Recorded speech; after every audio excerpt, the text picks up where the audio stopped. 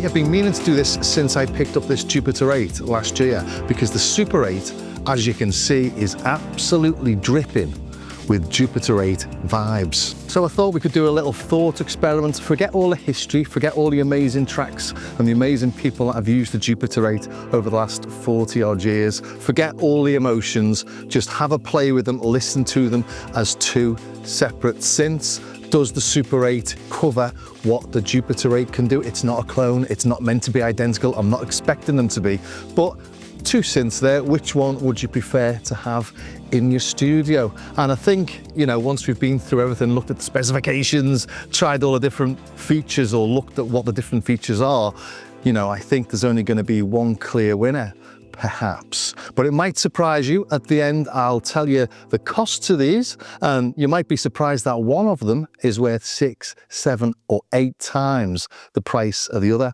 or even more. But if you don't know that, you're probably not watching this. Thought I'd kick off then by just taking a look at the similarities on the front panels, which are really obvious, aren't they? We've got the LFO, then we've got the voice modulation, then we've got the voices themselves, oscillator 1, oscillator 2, followed by the mixer, followed by a high pass filter, a low pass filter, the resonance, envelope modulation, LFO modulation, we've got key follow or key track, we've got the VCA level amount, and we've got a VCA LFO mod, we've got envelope 1, we've got envelope 2. Down here on the left hand side we've got the performance section, which you can modulate the VCOs or the VCF with the bender or with LFO. We can do similar over here. We can actually obviously do more on the Super 8. We've got the VCA, VCF and the DDS. They call the oscillators on this a DDS, obviously, because they're digital, they're not VCOs.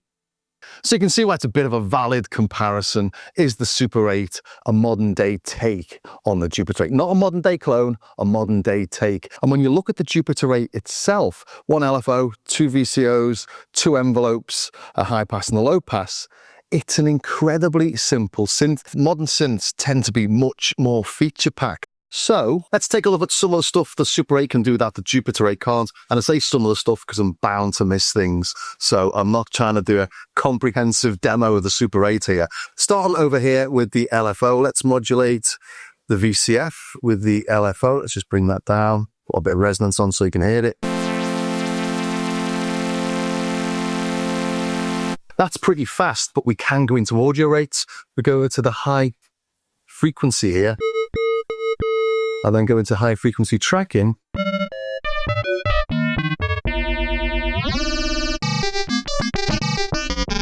The LFO is now tracking the keypad. Bring this down. Slower there. Then up there.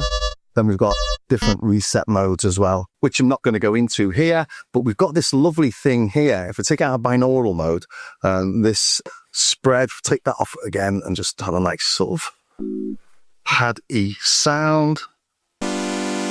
So let's do the spread.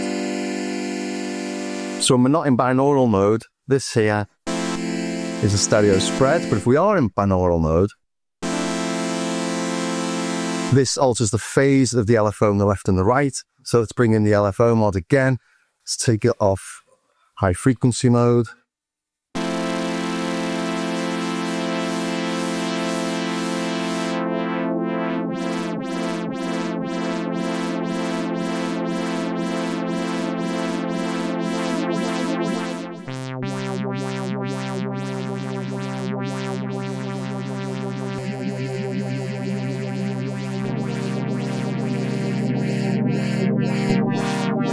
All sorts of things the Jupiter-8 can't touch. And I did mention binaural mode then. Binaural mode is when you've got a voice duplicated in the left and the right. So this is a Super 8. The standard one actually has 16 voices, 8 left and 8 right. So when you're in binaural mode, that's actually 2 voices playing. That's 6 voices, 3 left, 3 right.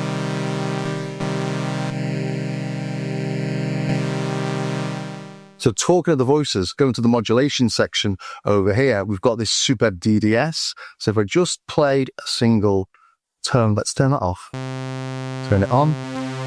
It's like a super saw.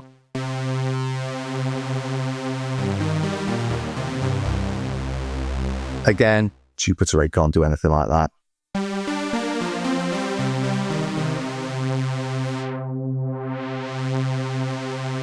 Let's see that one all.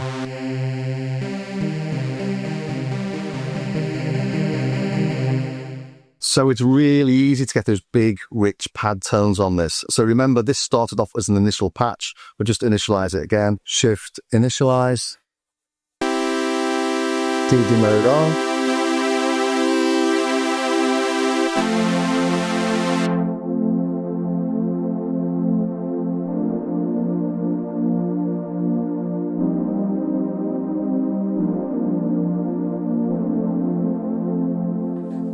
There's not a chance in hell you could do that on the Jupiter-8, but we do have the LFO mod and the envelope mod, and we can choose between the voices, each of the voices, well, two or both.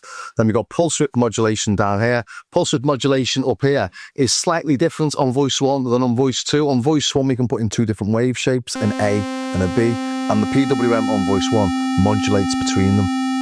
Again, something you can't do on the Jupiter-8, but interestingly enough, the 2 oscillators are slightly different, just like they are on the Jupiter-8. On the Jupiter-8, the square and the triangle are on oscillator 1, and oscillator 2 has the sine and the noise. On this, we've got lots of options with oscillator 2. We don't have PWM on oscillator 1, like I've shown there. We need to go to oscillator 2 and listen to oscillator 2. Now that's PWM, as we generally know it. Oh, and we can change the pulse width independently from the PWM amount. So yeah, you're getting the idea. We've looked at about 2 things, and there's hundreds of things the Super 8 can do that the Jupiter 8 can't. We've also got ring mod. I won't go through all these. Oscillator 2 can be a sub-oscillator. It's got a low frequency mode, so that can be a 3rd LFO. Yeah, talking of LFOs over there, we do have a 2nd LFO over here. Mixer can be pan as well, so shift.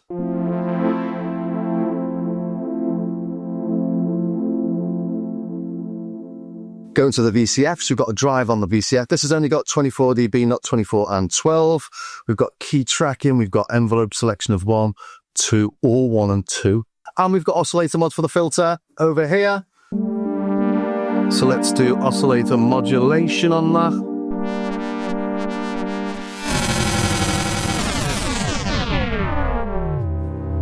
Can't do oscillator modulation on the Jupiter-8. And then finally, moving over to the envelopes, we've got what look like 2 ADSR envelopes over here, but actually the first envelope is a tack hold, and then we've got decay hold as well. So that's hold, then attack, then hold, then decay, then sustain. So that's like a 6-stage envelope, and this one doesn't have the attack hold, but it has the decay hold, and we can loop as well. So just from that top panel there, there's a ton of things the Super 8 can do. And then moving down here, we've got a modulation matrix. And on that, we've got 8 sources and 8 destinations. But the magic in the Jupiter-8 doesn't lie in all the different functions and a massive mod matrix. It lies in the tone. And the tone comes from the VCOs. And the VCOs are discrete VCOs. So you have a different circuit board for each oscillator, for each voice, unlike more modern synths, even more modern synths in the 80s. So things like the Prophet 5, the OBX, the OBX8, all those sort of things, the Jupiter 6, the Super Jupiter, all used chips for the voices. So things like the SEM chips, for example, this doesn't use SEM chips, it uses discrete voices, just like the Jupiter 4 did. So it's a bit like an old school 70s synth in an 80s body, which is why it's so popular. And those VCOs, those discrete VCOs, add a lot of driftiness in all the various components that you've got in there, all the different tolerances, and tolerances weren't what they are now back in the early 80s. So everything's a little bit drifty. But interestingly enough, this has been on now for over 24 hours. So I thought I'd just do a quick test to see quite how drifty it is. We have a tune button down here, and every now and then when you're playing it and you're programming it, you think, that sounds a bit weird. And it's just drifted off into detune. We've got a detune up here, shift and this detune or this drift slider. But it's not a constant, at least not on my Jupiter-8. It drifts over time. So I've not actually done this before and waited 24 hours to see how drifty it is. So there's some movement there, isn't there? Let's just try it on the Super 8. I'd say it's pretty similar there. Let's put them on hold.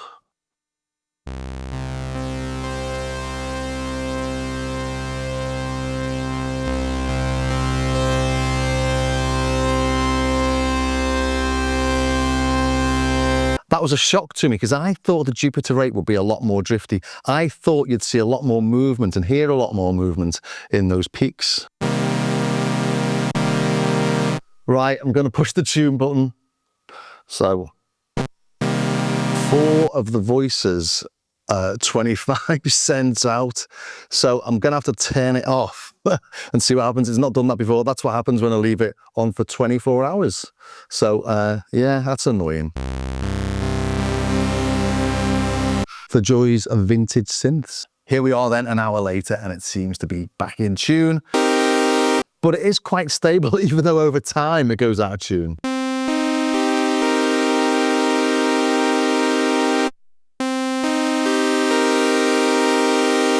I wouldn't say there's that much in that, you know. I wouldn't say like the Super 8 sounds really, really static compared to the Jupiter-8. Don't forget it's going through the VCF and the VCA as well. Not that that's going to affect the tuning, but just the general quality of the tone. So hold on a big chord on.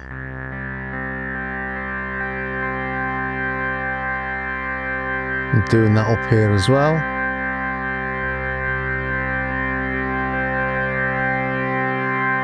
Then just listening to each of them independently. Jupiter-8.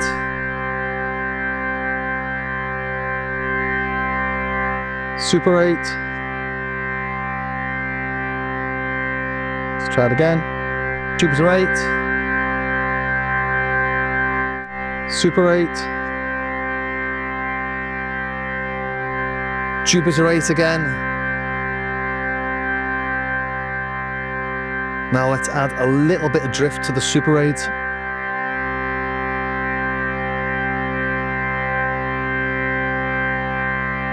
So there isn't a huge difference there, but there is a difference. If you listen carefully, I think the Super 8 there, before I put the drift on, was definitely a little bit more static. Not a huge amount. It's not like there's worlds apart, you know, but there is a difference and a little bit of drift. And as I say, over time, I might have to knock that up. And then when I tune this again, I might have to knock it down again, but it's not massive. And again, I'm not trying to make the Super 8 sound exactly like the Jupiter-8. I'm just thinking, you know, is this a modern take on it, you know? So could this replace the Jupiter-8 without being a clone and without being identical?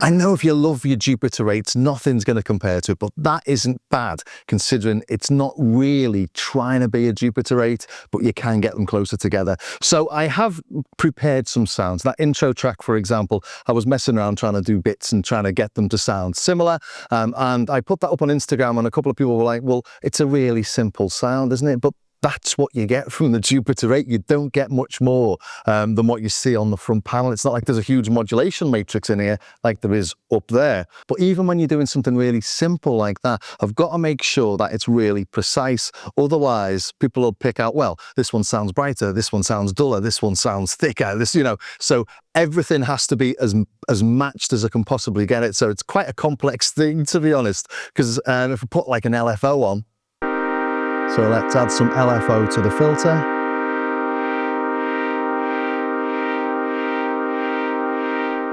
You can hear we've got some stereo going on in there, can't you? Let's turn that down. You can hear that's a polyphonic LFO. Just bring this down and see if this gives me monophonic.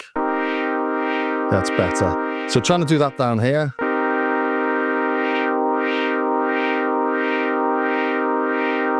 I've already set that up, so I'm making it look a lot easier than it is. But what I'm trying to get across is that those very minute differences could just be because you can't quite dial in the cutoff on the Jupiter-8 like you can on the Super 8, for example, or the LFO on the Super 8. It's got such a wide range, trying to get them to match is more difficult. Actually, we've not played this yet. Just see what the maximum LFO on this is.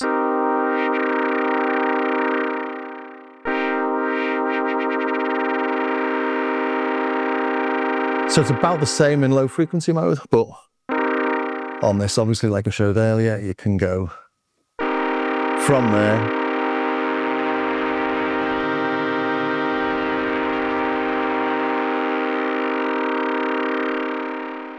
Even though I say I'm not actually comparing them, that's exactly what I'm doing, because we do want to see, you know, if you bought a Super 8, will it really replace a Jupiter 8? So let's take a look at some of the oscillators now then, and just see if we can get the same feel from them. Starting off with a simple sawtooth like I always do, and you can hear they sound pretty similar. And the frequency analysis is almost the same. There's a bit more drop off on the Jupiter 8, but if we knock up the envelope modulation amount and then bring in the sustain,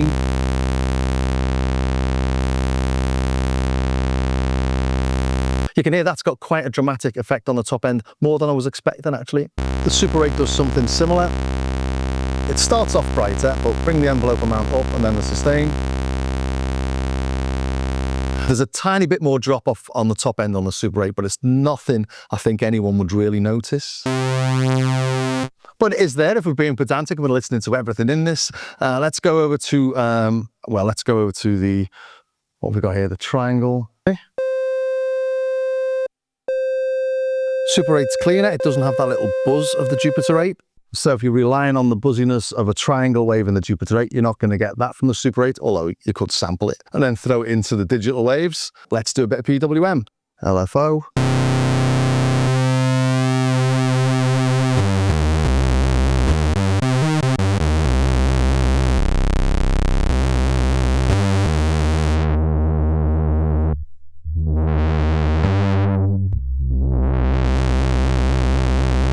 You can hear that sort of step in. I don't know if it's the slider, but...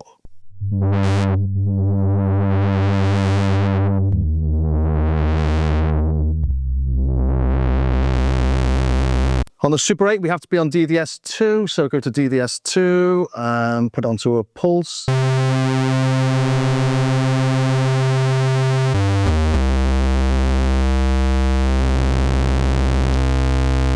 So you have to make sure with this, to sound like the Jupiter 8, that you follow the pulse width amount with the pulse width modulation amount. So put both of them up at the same time, otherwise you get slightly different things. So if that's in the center, for example, and we start modulating,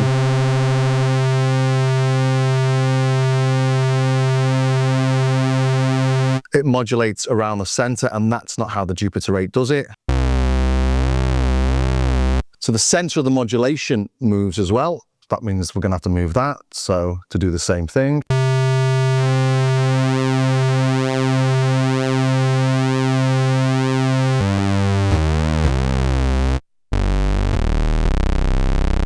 Oh, it's got some wave there, hasn't it?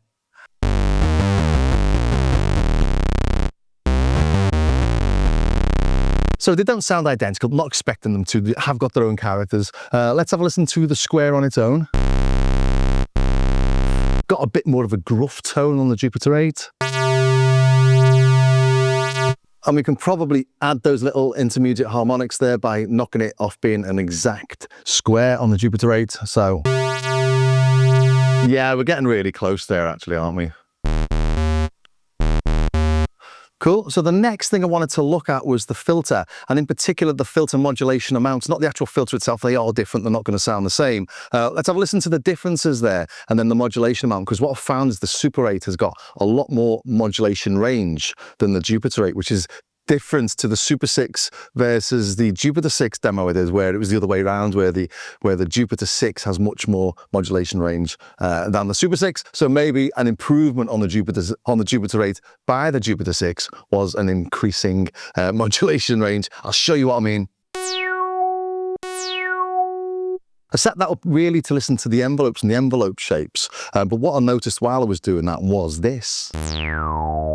So this envelope amount here is on full. If I bring the cutoff down, about 4 kilohertz, isn't it, to around 200, something like that. So if we do that here, we're actually coming from so much higher. And what I found is that the Super 8 envelope modulation amount at about 60-70% is the same as 100% on the Jupiter 8. So full, full.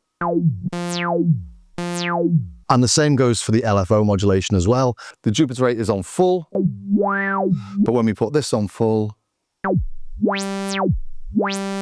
In other words, the Super 8 can do the modulation that the Jupiter 8 can do. And it's quite important that for little tones where you've got like a little stabby bass, for example.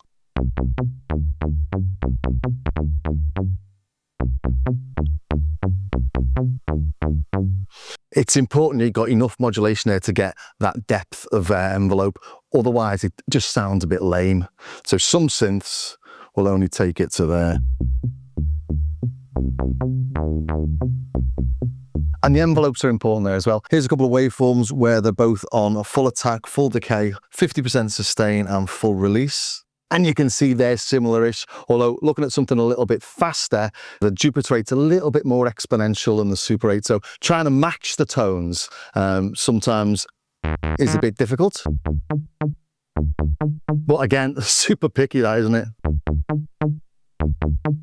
Maybe not even, maybe it was over-listening at that point. Now, I would say they're pretty similar, aren't they? So, final thing that the Super 8's got is obviously we've got the chorus and we've got the delay. Let's just go back to an initial patch again. So, shift, initialize. Just take that aftertouch off. Drop that down again. Let's just do that sort of nice big thick pad. So let's make sure that's on.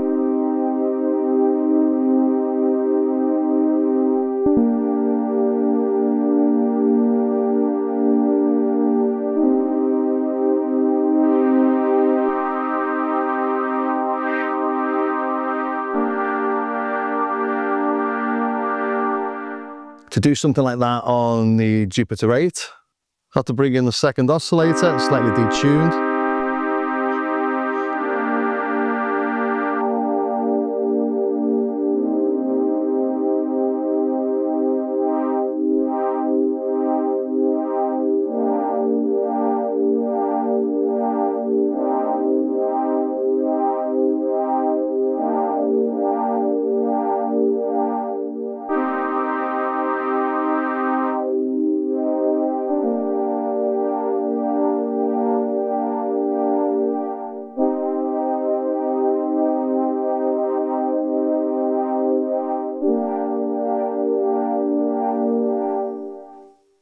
So we can take things a lot further with the Super 8, and let's add some chorus to that.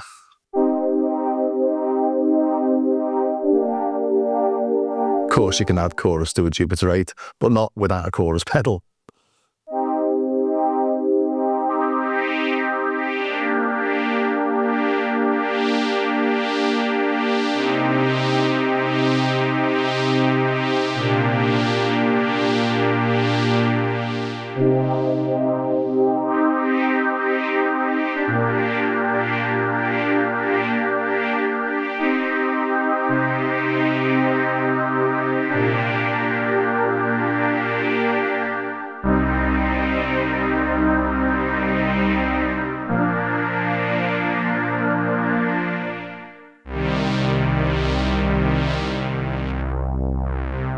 I'll stop there because I'm not matching them in any way.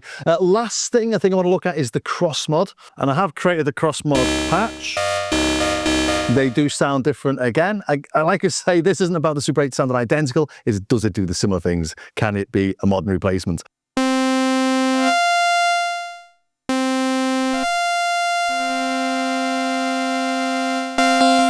So the same setup, same interval, same tuning, add the cross mod.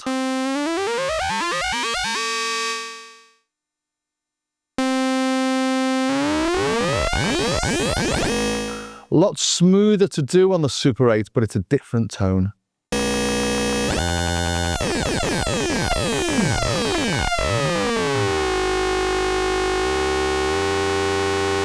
See if I can match them. I know I can't. I've been playing with it for hours.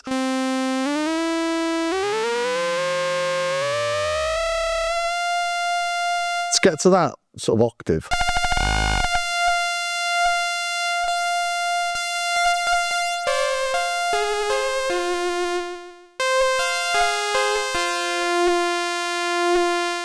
So yeah, tuning cross mod even with two similar synths or two of the same synths is almost impossible, but it's quite close there, but it's not really the same as we move it up.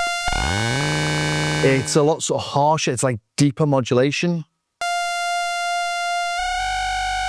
This doesn't have that sort of low end thud.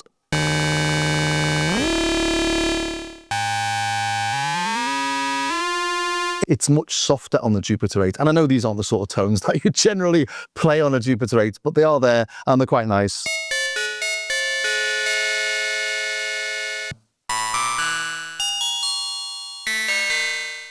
Maybe have a little go with the sync.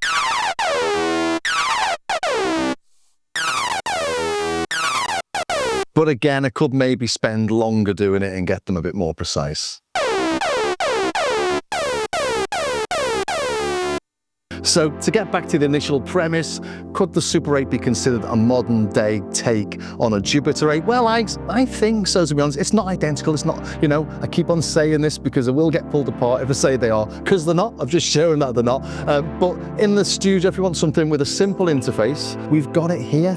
You don't have to use all the extra facilities and parameters that the Super 8 have got if you don't want to. Start off with an initial patch and just pretend it's a Jupiter-8 or something like that. You can pretty much hit all the tones you can on the Jupiter-8. Cross mod isn't the same, and the sync didn't sound identical either. You know, if that's the tone that you're after, well, you need the Jupiter-8 to do it. But for a general synth that does the same sort of role in the studio, yeah, the Super 8's right in there, isn't it? And you know, it's a nice interface.